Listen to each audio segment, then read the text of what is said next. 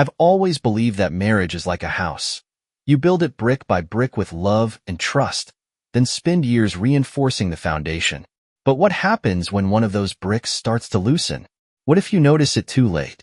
That evening, I came home exhausted, as usual. The traffic on I-75 had been a nightmare, and I was drained before I even stepped into our cozy two-story house in the Atlanta suburbs. But what greeted me inside was far from cozy. Samantha stood in front of the hallway mirror, adjusting her earrings. She looked too good. New shoes, an elegant dress, her hair styled to perfection. All of it screamed that tonight was far more important to her than she was letting on. "Where are you going?" I asked, though I already knew the answer. "Theater," she replied quickly, not even glancing in my direction. Her voice was steady, but there was something distant about it. I couldn't stop myself. "Theater?" I repeated, stepping closer. "With who?" She hesitated slightly while fastening her bracelet, then finally turned to face me. There was irritation in her eyes, but something else too. Was it fear? Guilt? "With the girls," she said, as if it were obvious. "The girls," I echoed, tasting the words. "And who are these girls?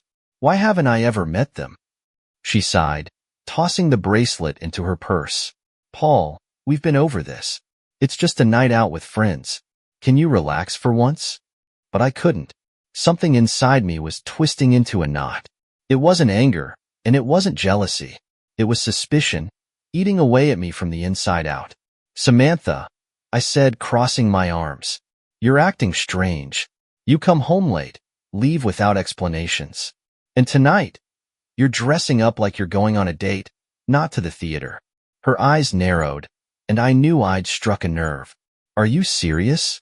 She raised an eyebrow, her voice climbing an octave. "You think I'm cheating on you?" I stared at her, unsure of how to respond. Should I say what I really thought? Admit that for weeks I'd been haunted by her whispered phone calls, late-night meetings, and the random calls she'd immediately silence?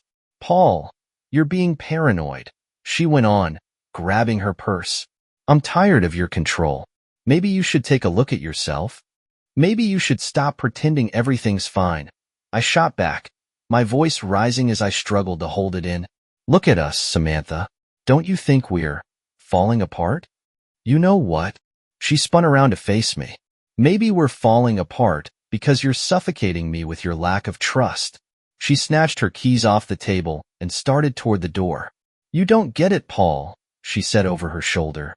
"I just need some space." And before I could get another word out, she slammed the door behind her, leaving me alone in a house that suddenly felt cold and empty. I stared at the door she disappeared through, feeling something break inside me. It wasn't anger. It wasn't pain. It was realization. Something's wrong. Damn it, something is definitely wrong. And in that moment I knew.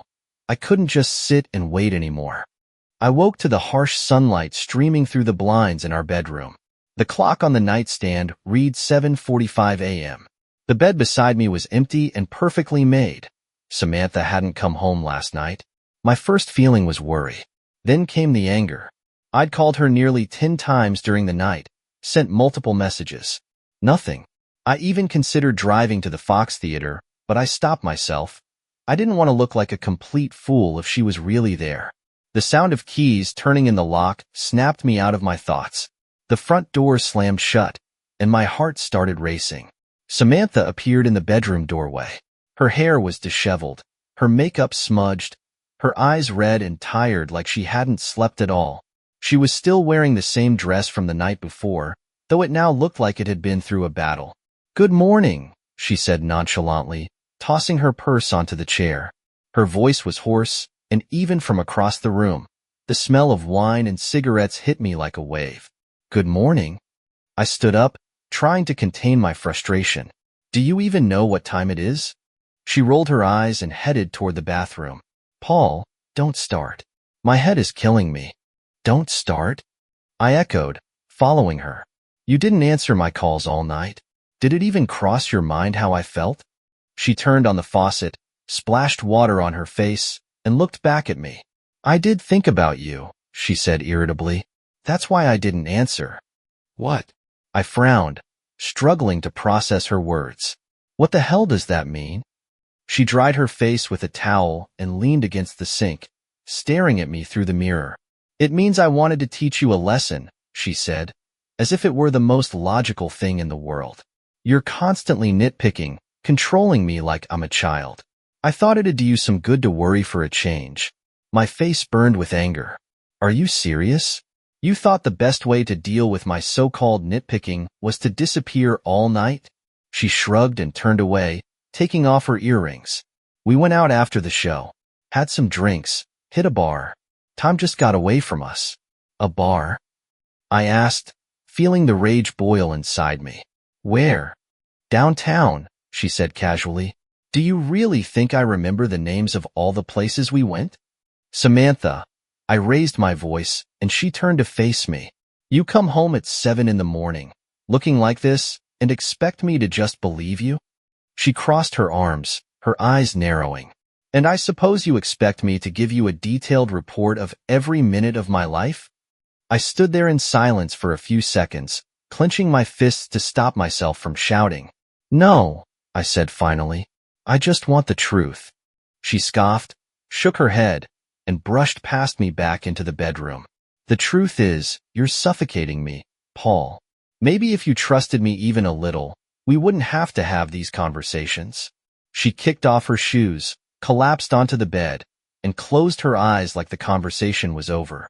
But for me, it was just beginning. I stood there, looking at her lying before me, exhausted, dismissive, and so sure she was in the right. And something clicked. This wasn't the woman I loved with all my heart. This was someone else. A stranger. I left the bedroom, shutting the door firmly behind me. Inside, I was a storm of pain and anger. I sat at the kitchen table, staring at my mug of coffee that had long since gone cold. Her words echoed in my head, along with her tone. She wanted to teach me a lesson? For what? For worrying about her? Or for getting too close to the truth she was so desperate to hide? Every gesture, every pause in her sentences screamed that something was wrong. She was lying. I knew it. And if before I only had suspicions, now I was certain. When I heard her footsteps heading toward the shower, I knew I couldn't just sit and wait anymore. If she wouldn't tell me the truth, I'd find it myself. I opened my laptop, quickly searched for nearby electronics stores, and found what I needed. Within 20 minutes, I was driving to a shop in Buckhead. GPS trackers, it turned out, were cheaper than I thought. The salesman didn't even ask any unnecessary questions, which I found unsettling. Apparently, I wasn't the first person to come in with this level of determination. When I returned home, Samantha was already asleep, wrapped in a blanket and oblivious to the sunlight flooding the bedroom. I quietly went to the garage and attached the tracker to her car. It was small and inconspicuous, the perfect way to uncover the truth she was hiding. Over the next few days, I barely slept. I felt like a stranger in my own home. Every move she made, every word she said felt like a lie. And I constantly checked the tracking app on my phone, watching her every move. On Tuesday evening, she announced she was going to the theater again. This time, she chose a more understated but still elegant outfit. Her makeup was subtle but flawless. Don't wait up, she said while fastening her bracelet. We might be out late again. I nodded, pretending to be engrossed in the TV. As soon as the door closed behind her, I pulled out my phone. I watched her location slowly move down the highway toward downtown. At first, it seemed legitimate. She was headed straight for the Fox Theater. But then the thing I feared most happened. Her car veered off the usual route and headed toward Marietta, a small town unlikely to host any theatrical performances worth mentioning. 20 minutes later, she stopped. I looked at the map. It was a motel. A cheap, run-down motel with a parking lot full of cars belonging to people who clearly didn't want to be seen. My head spun. My heart pounded in my chest. No, I whispered, staring at my phone screen as if willing it to change something. Please no. But the reality was right in front of me. She'd lied again. I couldn't stay still. Half an hour later, I was parked on a street nearby, out of sight. Her car was there, just as the tracker had shown. I wanted to storm inside, demand an explanation, but something held me back. I stared at the motel doors, then back at her car. She had betrayed me, that much was clear. I took a few photos of her car in the parking lot, for proof, if I needed it. Then I got back into my car, resting my head against the steering wheel. Anger, pain, humiliation, it all swirled inside me. But what burned the most was the thought. She chose this. She chose the motel over our home. Someone else over me. I clenched my teeth, my hands curling into fists. My gaze fell to the phone screen, where the blinking marker of her car felt like a cruel taunt. And that's when I made my decision. I dialed her number. The ringing dragged on endlessly. Just as I thought she'd ignore me again, she finally picked up. Paul. Her voice was hesitant. Where are you? I asked coldly, my words sharp and unyielding. What? She hesitated. I could hear faint noises in the background, muffled voices, movement. Not a theater. Definitely not a theater. I said, where are you? I repeated, no longer hiding my fury. I told you, she started, but I cut her off. You're lying, Samantha. I snapped. I know where you are. I've seen it. The silence on the other end was deafening. What are you talking about? Her voice wavered, though she tried to sound confident. Step out of the room. Right now. Or should I come in myself? I'm sure your neighbors would love a show. Are you following me? Her voice rose with indignation, but it was strained. She was stalling, trying to think of an excuse. Get out of the room, Samantha, I growled. Or I swear, I'll make a scene right here, right now. Paul, you're insane, she shouted, but I could hear the tremble in her voice. Insane? I threw my car door open, stepping out into the chilly night. My breath came in sharp bursts, and my eyes darted between the motel windows, searching for her. You're standing in this crappy motel, and you're calling me insane? Are you serious? I watched the doors, waiting for her to appear. Get out. Right now. Let everyone see who's really crazy. I barely noticed the people stopping to stare. Some openly watched, others whispered among themselves. Their eyes felt like needles, but I didn't care. Come out. I yelled, my throat tightening with the force of my anger. Finally, one of the motel doors creaked open. Samantha stepped out, looking terrified. Her hair was messy, her dress slightly askew. She hesitated on the threshold, not daring to step fully outside. Paul, she started quietly, her eyes darting around like she was searching for an escape. You want to tell me what the hell you're doing here? I took a step forward, pointing at her. You're misunderstanding, she said, raising a hand as if to calm me, but her voice was so pitiful it only fueled my anger. Misunderstanding? I laughed bitterly, the sound cold and hollow. You're standing at a motel. A motel? Samantha? Do you think I'm blind? Her face flushed red, and I could tell she had no idea what to say. The people around us were still watching, some openly pointing. In that moment, I didn't just feel betrayed. I felt destroyed. Paul, please, she said finally, her tone softening. Let's go home and talk. Home? I shook my head. Home? There is no home anymore. Samantha, you destroyed it. I turned sharply and walked back to my car. Her voice was shouting something after me, but I couldn't hear it anymore. I didn't want to hear it anymore. I walked into the house, slamming the door so hard the sound reverberated across the entire first floor. I was boiling inside. My keys clattered onto the table in the entryway as I tried to steady myself, but it was useless. Her voice, her absurd excuses, her frightened expression. They all replayed in my head on an endless loop. I barely made it one step toward the living room when I heard the front door open again. She had followed me inside. Paul, wait, Samantha said, closing the door behind her. I turned to face her. What more do you have to say? My words came out cold, sharp as ice. She looked disheveled but not defeated. There was a defiance in her eyes that only seemed to fuel my anger. I know how it looks, she began, raising her hands as if to calm me down. But it's not what you think. I laughed bitterly, the sound harsh and hollow. Not what I think. Are you serious? You were standing outside a motel, Samantha. A motel? And you're going to tell me it's just an innocent coincidence? She frowned, crossing her arms over her chest. And what were you doing there, Paul? Her voice rose, laced with accusation. Were you following me? Do you think that's normal? I blinked, stunned by her audacity. Following you? I barked. That's the problem here? Seriously? Not the fact that you were standing outside a motel with some guy? The problem is that I noticed? She stepped closer, her face flushed with anger. And what was I supposed to do, Paul? She shouted. You're suffocating me with your distrust. You're constantly controlling me, interrogating me about things I don't even owe you answers for. You've backed me into a corner. I backed you into a corner? I raised my voice, my fury swelling again. You're standing here, trying to make me the villain, when you're the one who cheated. Are you serious right now? Her eyes glistened with tears, but she didn't back down. I cheated, she hissed. Maybe if you were a decent husband, I wouldn't have had to look for support somewhere else. Her words hit me like a punch to the chest. I froze, unable to believe she had actually said it out loud. You! I swallowed hard, struggling to contain my anger. You just said that. Out loud. She looked me over, her gaze full of disdain. Yes, I did, she spat. You want the truth, Paul? Fine. I'm tired of you. Tired of your control.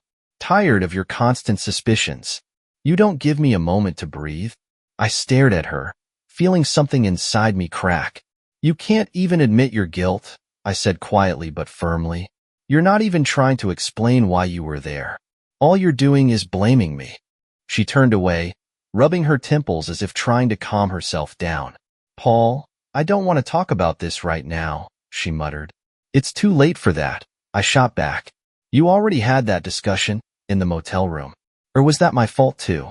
She spun around, her eyes blazing with a fury that could have burned me alive. If you were even a little bit normal, Paul, we wouldn't be in this situation, she said coldly. My hands curled into fists at my sides. You're saying this is my fault? I stepped closer, my voice low but seething with anger. You're saying I made you go to a motel? She stared at me, her face set in defiance, but there was something else in her eyes. Weakness, fear. Maybe you should think about how you've been acting, she said finally, throwing the words over her shoulder as she turned and headed for the stairs. I watched her retreat, feeling something rise within me. It wasn't just anger anymore. It was resolve. We're not done, Samantha, I called after her, my voice echoing in the empty house. But she was already out of sight, leaving me in a silence that felt almost deafening. In that moment, I knew one thing for certain. I wasn't going to play by her rules anymore. I didn't sleep that night. My thoughts were a whirlwind of anger, pain, and disappointment. But above all of it, one idea shone crystal clear. This wouldn't go without consequences. Samantha wanted to play dirty games? Fine. So could I. But I would always stay one step ahead. The first thing I did was call an old acquaintance, my lawyer. We hadn't spoken in years, but he was damn good at his job. I asked him to prepare everything for a divorce. Quietly, of course. I wasn't about to be the kind of fool who dragged this out any longer. But divorce was only one part of the plan. The real revenge would leave scars. I started acting like nothing had happened, as if her betrayal in that motel parking lot had been nothing but a bad dream. I brought her coffee in the mornings, surprised her with flowers. When she cautiously hinted that not all was lost, I nodded and said I wanted to make things right.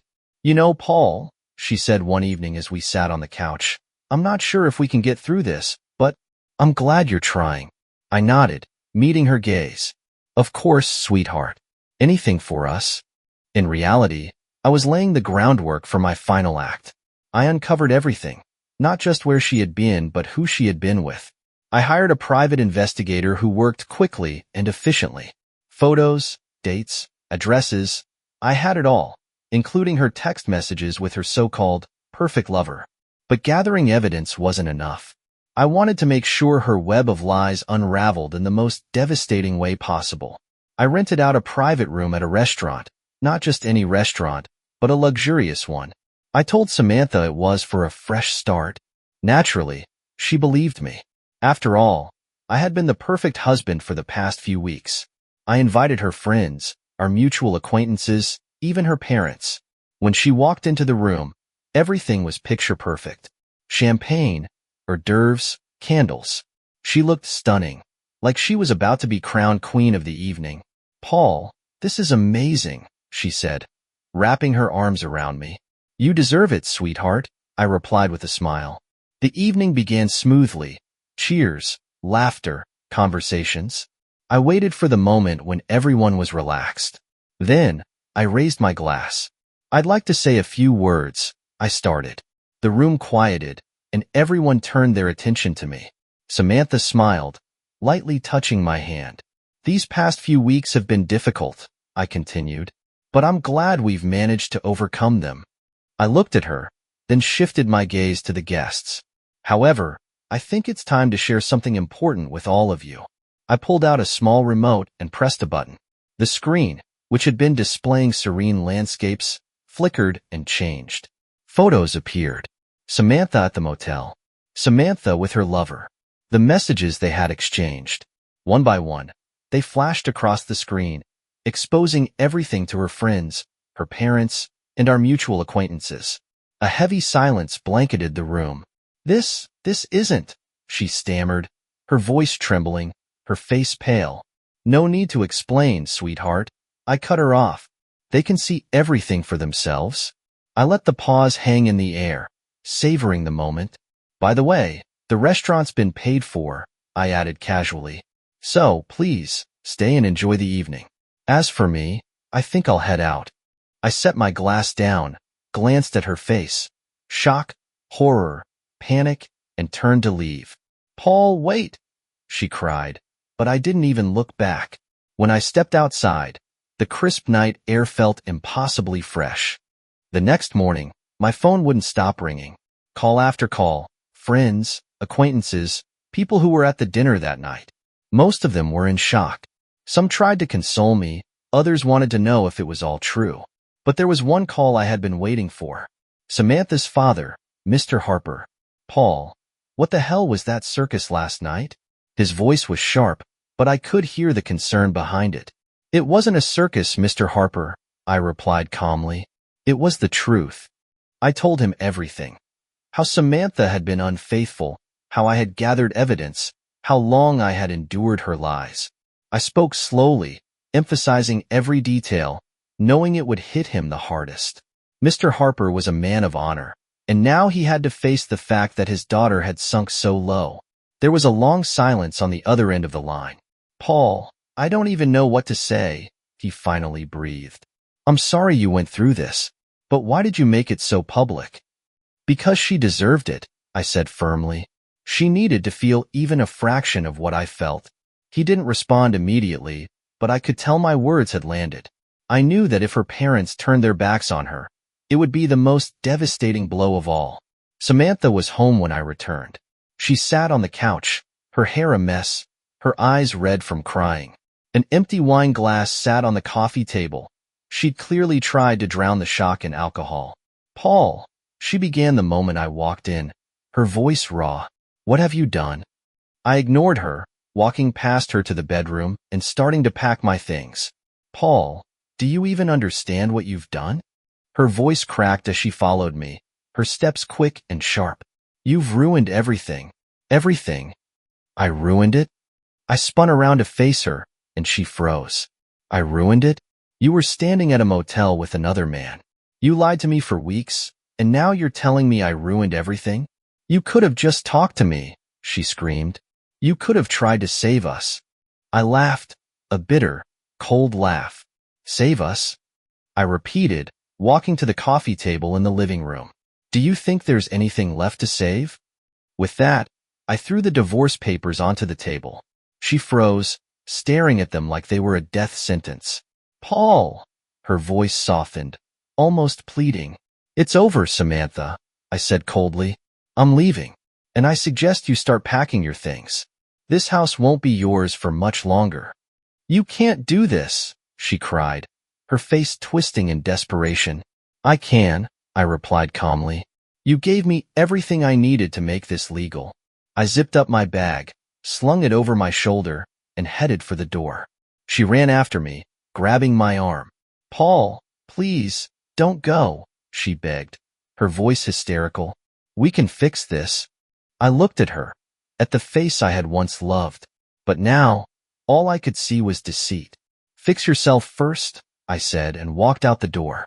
The court was my final act, the closure I had been waiting for since I discovered her betrayal. Over the following months, Samantha tried every possible way to turn the situation around. She sent me messages begging to talk things through. She left me voicemails admitting she'd made a mistake and promising she would change. But every word she said felt hollow, like a pathetic echo of the life she had destroyed with her own hands. In court, I was calm. I had the evidence, photos, text messages, the private investigator's testimony. Samantha tried to paint me in a bad light, claiming I had suffocated her in the marriage and that she felt unloved.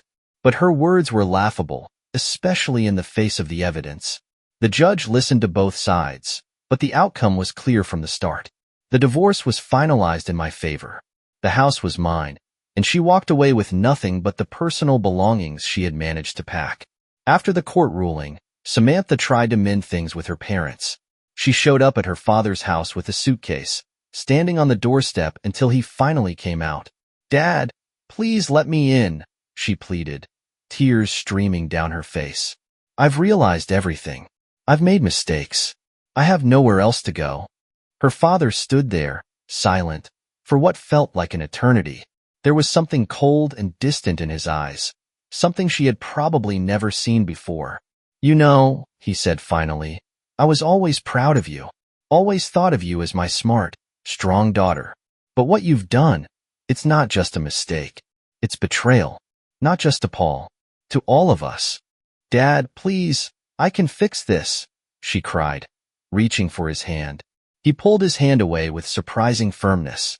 "You already made your choice, Samantha. Now you'll have to live with the consequences." He turned and closed the door in her face. I heard about it from her brother, who called me to say, "Paul, you were right. She's lost everything." I didn't feel joy or triumph, just a strange, quiet satisfaction. Samantha had destroyed everything we'd built together, and now she was left to face the reality of her actions. Meanwhile, I finally had what I truly deserved: freedom. Freedom from her lies, her manipulation, her betrayal. I stood on the threshold of a new chapter, a life with no room for pain or mistrust.